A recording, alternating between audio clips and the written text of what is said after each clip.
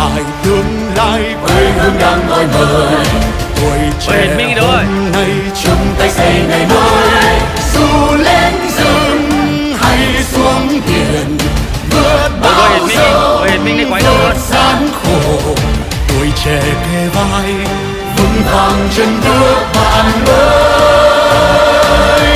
Đừng hỏi tổ quốc đã làm gì cho ta, mà đừng hỏi ta đã làm gì cho tổ quốc hôm nay. Đừng hỏi tổ quốc đã làm gì cho ta, mà đừng hỏi ta đã làm gì cho tổ quốc hôm nay.